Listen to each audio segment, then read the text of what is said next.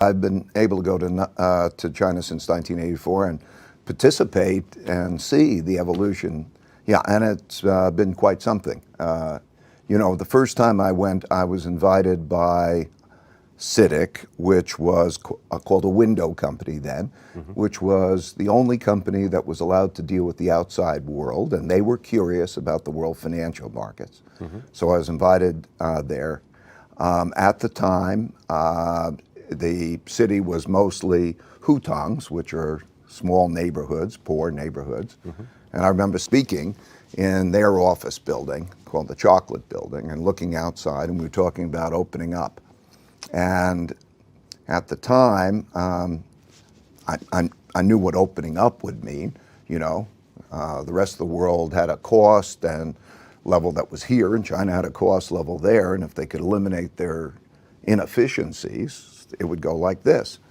And so I looked out there and I said, you'll see those hutongs become replaced by skyscrapers and so on. And they told me that, you don't know China, but that force and their character and the creativity that they exhibited took them to what is the greatest economic miracle of all time. To put that in perspective, per capita income since then increased by 26 times. Yep.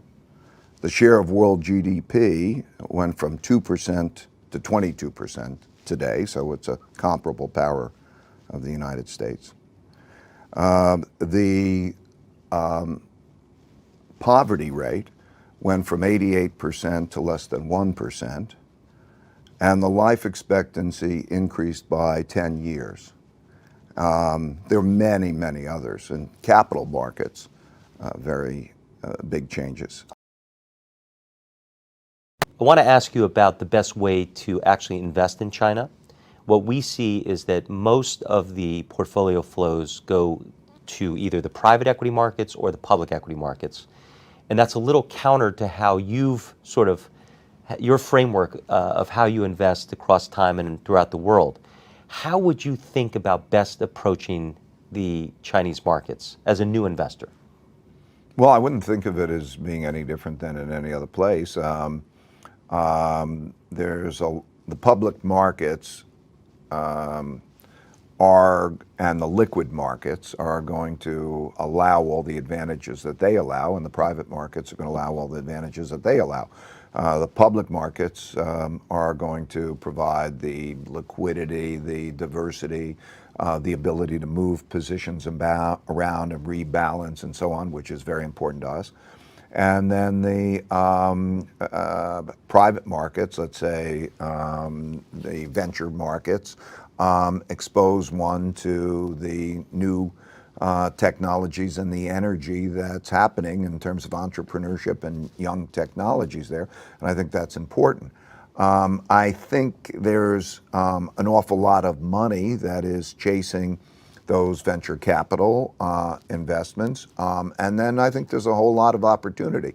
I would say it's a reflection really of how that country has changed. Wow, from my $10 calculator days and to see what the mind-blowing technologies are. To put that in perspective, they're now number one country in fintech, number 3 in AI and machine learning, number 2 in wearables, number 2 in virtual reality, number 2 in educational technology, number 2 in autonomous driving, and they are running fast to be number 1 in those industries. They now account for 34% of unicorns in the world, by comparison to 47% in the United States, and only 19% in the rest of the world.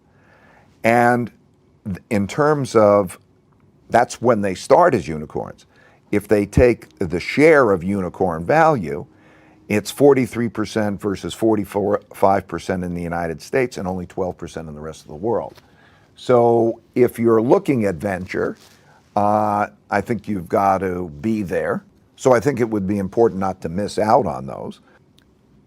As far as the public equity situation, it's analogous. You could see the market capitalizations accelerating in the stock, bond, corporate bond markets, all of their instruments. And you could see the foreign flows coming in at an accelerating pace.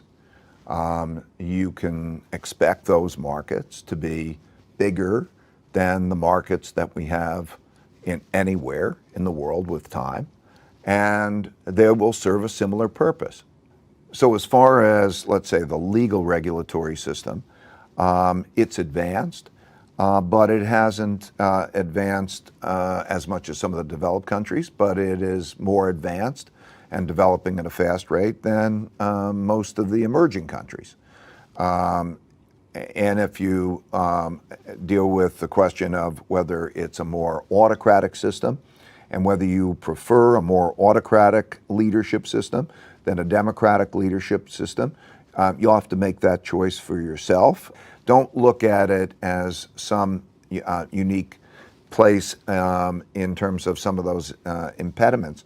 Look at the whole picture. I would say that the Chinese or Confucian way of approaching things has a lot to be said for it. So you have to make your own choices. Let's get back a little bit to some of the questions that investors have. For example, should they think of China as an emerging market investment? Should they think as a developed market investment, somewhere in between, in terms of the expected return, risk, correlation of that investment? You talked a little bit before about diversification, but what about the expected return and risk of an investment in China, and how would you structure that?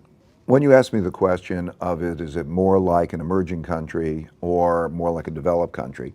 So many different aspects of what defines an emerging country or a developed country's market vary. Okay, so they race down. What is the size of the market capitalization? What is the legal form? What are property rights? Mm-hmm. You know, just so many different dimensions. But I would make as a generalization that China is somewhere between 60 or 70% more like an emerging country, 60 or 70% more like an emerging country in those respects than it is like a fully developed country. But it has good, it doesn't have a regulatory system that is as developed as the developed countries that have been at it a while. It doesn't have some things. It has market capitalization, it has liquidity, and that's a two-edged sword. It has also greater levels of inefficiency. Mm-hmm. So the greater levels of inefficiency provide investment opportunity. Mm-hmm. So as a generalization, I would describe it that way. If I'm looking at it instead in the question of expected returns and risks, I think, as you know, I look at each market and I look at the return relative to the risk, the expected return relative to the expected risk, and the past return relative to the expected risk and what drives it. And by and large, I find developed markets and emerging markets roughly comparable, and that being able to put together portfolios of those in an effective way is the way to engineer that portfolio. So when I look at China, I think that the expected return relative to the expected risk will be equal to or perhaps higher than elsewhere, partially because of the fact that there's the diversification that you could have and put together well, but also partially because of the greater capacity of the central banks in the central bank, I should say, in being able to ease monetary policy and also run fiscal policy to be able to have a higher ratio. I think that would be a plus. You've traced the arc over the last 35 or so years of Chinese history and described the evolution. If you look now forward 5, 10, 15 years, what do you think the highest probability, what will we be looking at when we look at China's evolution? We'll be looking at a very different world, and we'll be looking at a very different China, and we'll be looking at a very different United States in 5, 10, 15 years. in some ways that we will never be able today to anticipate, and in some ways that are inevitable in the kind of the same sort of way that demographics is inevitable. The following charts probably help to answer your question. They show a number of statistics, including the sizes of the economies, the relative sizes of the economies, the relative shares of world trade, the shares of the global market, equity market capitalization, the shares of the global debt market capitalization over the next number of years. These projections are based on, our 10-year forecast that look at a lot of indicators to determine what the next 10 years growth rate is going to be, likely to be. They're based on the relationships between those types of growth rates and changes in market capitalizations, and also work that's now being done to develop the market capitalizations and open those economies. They're not going to be exactly accurate, but they're going to be probably pretty much accurate. So in a nutshell, it's going to have the largest economy in the world, the most trade in the world, the most market capitalization in the world. These are big changes. I think the first thing is almost everybody's underweighted China. So if you look by any of the benchmarks relative to world capitalization, and it's also a normal thing because over periods of time, the reserve currency, everybody wants to save in it, the world capital markets, you invest there. So it's underweighted. The first move is to get exposure to China, to get exposure in a diversified portfolio. That means to achieve the right kind of balance of assets in China.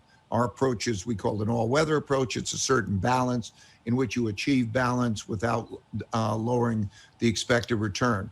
From that, you want to make the tactical moves. And of course, those change depending on the relative pricing of assets, classes, and so on. But first, to get the exposure, I believe, to those markets and the currency too.